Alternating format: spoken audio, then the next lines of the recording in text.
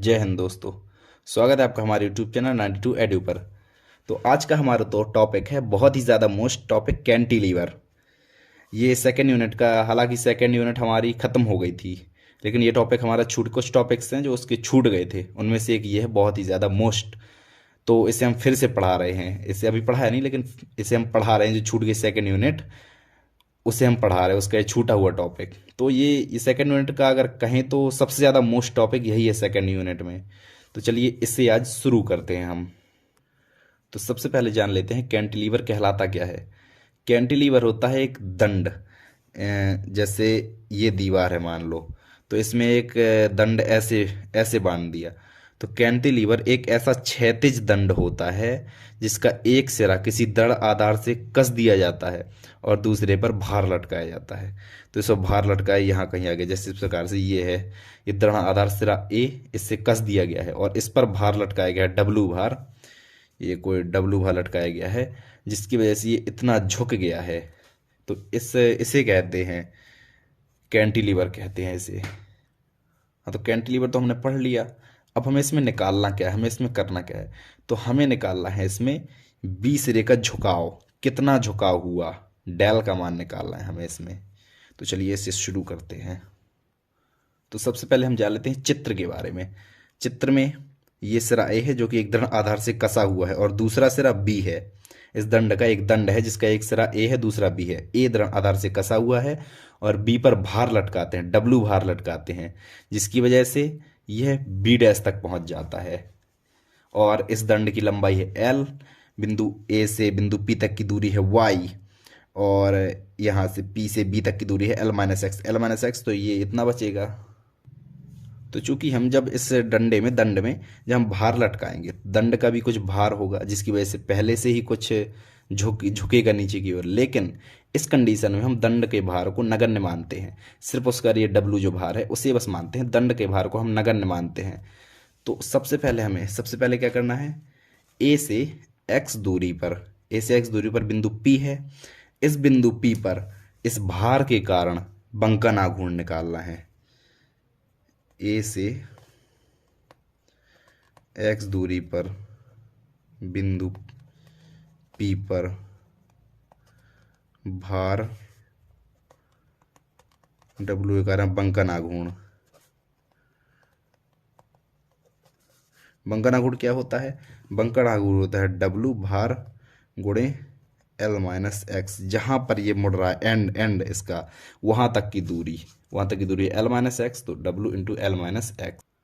तो बंकन आघूर्ण भी ऐसी एक प्रक्रिया होती है जिसमें एक दंड होता है जिसमें भार लटका है, वो भी ऐसी सेम होती है जैसे बंकन आघूर्ण का एक टॉपिक है। वो उतना ज़्यादा मोस्ट नहीं है तो उसे नहीं बताया मैंने। ये डायरेक्ट ये वाला बहुत ही ज़्यादा मोस्ट है इसलिए बता रहा हूँ। तो ये होता है बंकन आघूर्ण का फॉर्मूला, भार गुणे जहाँ पर जो भी सिरा एंड वाला है जिसमें भार लटकाया जा रहा है वहाँ तक की दूरी बिंदु से। तो ये हो गया समीकरण नंबर 1। अब बंकन आघूर्ण लग रहा है तो फिर प्रत्यानयन बल युग्म आघूर्ण भी लगेगा।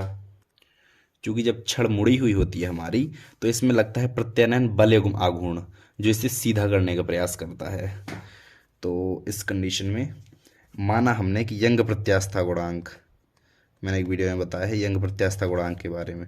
यंग प्रत्यास्था गुणांक को वाई से दर्शाते हैं। तो माना यंग प्रत्यास्था गुणांक वाई है और इसकी वक्रता त्रिज्या, ये मान लिया अगर ये वक्र है तो हमने मान लिया कि यहाँ पर कहीं का केंद्र बिंदु होगा तो उसकी त्रिज्या है आर। तो वक्रता त्रिज्या होगी इसकी आर, और तो फिर प्रत्यानयन बल युग्म आघूर्ण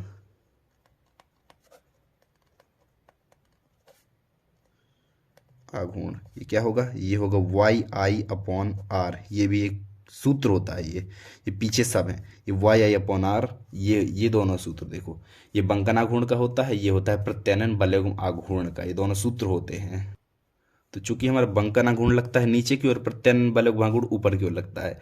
अब हमने मान लिया कि दंड हमारा संतुलन अवस्था में है, मतलब बीच में ऐसी रुका हुआ, यहाँ पर हमने खींच दिया और यहाँ पर रुक गया। तो मतलब जो बंकन आघूर्ण है और प्रत्यानयन बल युग्म आघूर्ण है, ये दोनों के मान समान हो गए, तभी तो हमारा दंड रुक गया। तो फिर इन दोनों के मान समान हो गए, मतलब इसका और इसका मान समान होगा। मतलब Y I upon R equal to W L minus X, इन दोनों के मान हमारे समान हो गए। जब संतुलन अवस्था में तो इन दोनों के मान समान हो जाएंगे, बंगन आघूर्ण और प्रत्यानयन बलयुग्म आघूर्ण के मान हमारे समान हो जाएंगे। यहाँ पर हम इस डिस्टेंस को मान लेते हैं, इसे मान लेते हैं डी एक्स। तो ए सिरे से पी की दूरी है एक्स और ए सिरे से क्यू की दूरी है, इससे ये हमारे मान लिए कि ये पी क्यू हैं, जो फिर पी डैश क्यू डैश पर आ गए हैं यहाँ पर। तो ए से पी की दूरी है एक्स और ए से क्यू की दूरी है एक्स प्लस डी एक्स, ठीक है, जो कि पी डैश क्यू डैश पर कितने हो गए हैं, वाई, एक्स की दूरी बढ़कर वाई हो गई और इसकी क्यू की वाई प्लस डी वाई हो गई। पहले थी x, x plus D x, अब यहाँ पी डैश क्यू डैश पर आए तो उनकी दूरी वाई और वाई प्लस डी वाई हो गई। तो वक्रता त्रिज्या कितनी होती है, आर, ठीक है, इसलिए वक्रता त्रिज्या आर ली। आर बराबर ये सूत्र होता है, ये उसमें है, मैथ में है, इसे डिराइव करना भी मैंने आपको बताया है। ये मैथ का जो फर्स्ट पार्ट है जो मैथ का, उसमें मैंने आपको बताया है इसे कैसे प्रूफ करते हैं सूत्र को। वो वक्रता त्रिज्या का सूत्र होता है। हाँ, तो ये होता है वक्रता त्रिज्या का सूत्र। अब इसमें y का मान चूंकि बहुत ही ज़्यादा छोटा है, y देखो इसमें हल्का सा, यहाँ पर तो बिल्कुल हल्का सा हो रहा है, एक मिनट, हाँ यहाँ पर तो हल्का सा आ रहा है नीचे, यहाँ पर तो काफ़ी ज़्यादा विस्थापन हो रहा है, लेकिन यहाँ पर बिल्कुल थोड़ी सा हो रहा है। तो y का मान बहुत ही ज़्यादा छोटा है, y बहुत ही छोटा है, इसलिए dy बाई डी एक्स की पावर होल स्क्वायर का मान एक की तुलना में काफ़ी कम होगा। इसलिए D Y by D X का होल स्क्वायर, इसे हम नगण्य मान लेते हैं कि ये नहीं है, इसे हम नहीं मानते कि ये, इसे हटाओ, जैसे नगण्य मान लेते हैं। तो फिर हमारे पास आर क्या बचेगा, आर बचेगा हमारे पास 1/d2y by D X square, ये बचेगा हमारे आर, या फिर implies 1/r equal to d2y by D X square, इसे ऊपर ले गए, इसे ये नीचे आ गया, 1/r d2y by D X square. अब इसे हम डाल देते हैं समीकरण 3। तो समीकरण 3 में हम रखेंगे 1/r का मान, 1/r है यहाँ पर, तो समीकरण 3 में हम 1/r का मान रखेंगे। अब ये रख दिया हमने इसका मान 1/r का मान d2y by D X square, इससे हम निकाल लेंगे d2y by D X square का मान। तो इसे उस तरफ पक्षांतर कर देंगे, हमारे पास w/y l माइनस एक्स, ये आ जाएगा हमारे पास, ये इक्वेशन। अब इसमें हमें क्या निकालना है, इससे निकालना है y का मान। y का मान हमारा कैसे निकलेगा, जब हम इसका क्या करेंगे, इंटीग्रेशन करेंगे। डिफरेंशियल है यहाँ पर, जब हम इसका इंटीग्रेशन करेंगे तब हमारा निकलेगा y का मान। तो दोनों पक्षों का समाकलन करने पर, तो इसका समाकलन d2y by D X square का होगा dy बाई डी एक्स, एक बार अवकलन खत्म हो जाएगा, एक बार समाकलन जब हम करेंगे तो एक बार अवकलन खत्म हो जाएगा, और इसका समाकलन ये तो w/y बाहर आ जाएगा, integration l minus x into D x plus कोई कांस्टेंट a1 मान लेते हैं, कोई कांस्टेंट जहाँ एंड में लगाते हैं, तो a1 मान लिया कि a1 कांस्टेंट है कोई। अब w/y बाहर, और इसका integration L X minus X square upon 2 plus a1, ये हो जाएगा इसका इंटीग्रेशन, ये हमारा dy बाई डी एक्स निकला। अब ए सिरे पर अवनमन 0 है, ए सिरे पर अवनमन मतलब ए सिरे पर जो झुकाव बिल्कुल 0 है, मतलब बिल्कुल नहीं झुकता है। मतलब यदि ए सिरे पर अवनमन 0 है तो x बराबर 0,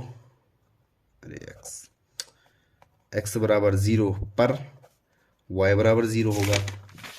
यहाँ पर x बराबर 0 मतलब यहाँ पर y का मान भी यहाँ पर 0, यहाँ पर x बराबर भी 0 होगा, y बराबर भी 0 दोनों होगा, मतलब बिल्कुल अवनमन नहीं होगा। और इसलिए dy बाई डी एक्स बराबर भी 0 होगा। देखिए ध्यान से, ए पर अवनमन नहीं है, ए पर अवनमन 0 है, बिंदु ए पर हम ले रहे हैं, तो फिर x बराबर भी 0 होगा, y बराबर 0, मतलब दोनों अवनमन 0 रहेंगे हमारे, इसलिए dy बाई डी एक्स बराबर भी 0। तो यहाँ से हम निकालेंगे a1 का मान हमें निकालना है, इसलिए हम ये सब कर रहे हैं क्योंकि कांस्टेंट का मान निकाल के हम उसी में रखते हैं। इससे हमारा a1 का मान यहाँ ये 0 आ गया, इक्वल टू ये भी सब 0 आ गया, प्लस a1, तो a1 का मान हमारा 0 आ गया। अब a1 का मान जो 0 आया वो हम इसी वाले इक्वेशन में रख देंगे, जहाँ से हम मान निकालते हैं a1 का उसी में हम रखते हैं। ये पीछे भी आप कई बार कर चुके हो। तो dy by D X equal to W upon Y I L X minus X square upon 2, ये निकाला आएगा हमारा मान। dy बाई डी एक्स का मान बस निकला, हमें निकालना था y का मान, तो हम एक बार फिर से इंटीग्रेशन करेंगे। तो हम लिख देते हैं यहाँ पर पुनः x के सापेक्ष समाकलन करने पर, तो इसका x के सापेक्ष समाकलन करेंगे तो आ जाएगा y dy बाई डी, एक बार और अवकलन खत्म हो जाएगा तो y आ जाएगा, और w अपॉन वाई आई ये तो हमारा बाहर ही रहेगा, और integration L X minus X square upon 2 into D x plus a2, फिर से कोई कांस्टेंट ले लो a2, इस बार a2 मान लिया हमने कांस्टेंट। अब आगे तो यहाँ पर y equal to W upon Y I L X square upon 2 minus X cube upon 3 दूनी 6, तो 3 वो 6 आ जाएगा नीचे, प्लस a2। जैसे हमने अभी, अब ये तो हमारा इक्वेशन बन गया, जैसे हमने अभी यहाँ पर ये इक्वेशन बना के इससे a1 की वैल्यू निकाली थी, उसी प्रकार से इस वाले इक्वेशन से भी हमें a2 की वैल्यू निकालना है। अब इससे a2 की वैल्यू कैसे निकलेगी, वही सेम चीज़ वही लिख देंगे, a पर ऑन इक्वल टू 0, तो x बराबर 0, y बराबर 0, dy बाई डी एक्स, नहीं dy बाई डी एक्स सबका जरूरत है जब यहाँ पर है नहीं dy बाई डी एक्स, तो same 0 equal to 0 plus a2, तो a2 इक्वल टू 0, इसलिए हमारा क्या आ जाएगा y, आगे लिख देता हूँ एक मिनट। तो हमारा y इक्वल टू, एक minute, w upon Y I L X square upon 2 minus X cube upon 6, ये आ जाएगा हमारा।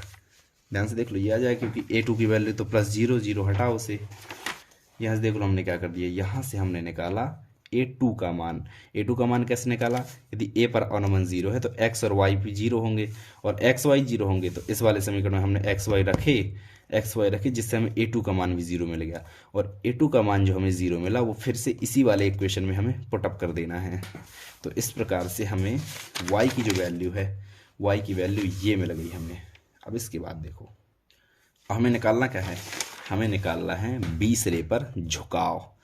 बी सिरे पर झुकाव डेल है, लेकिन ध्यान से देखो बी सिरे पर x का मान, इस बी सिरे पर, ए सिरे पर तो x का मान 0 है, ये x का मान ए सिरे पर 0 है, और बी सिरे पर x का मान क्या है, l है।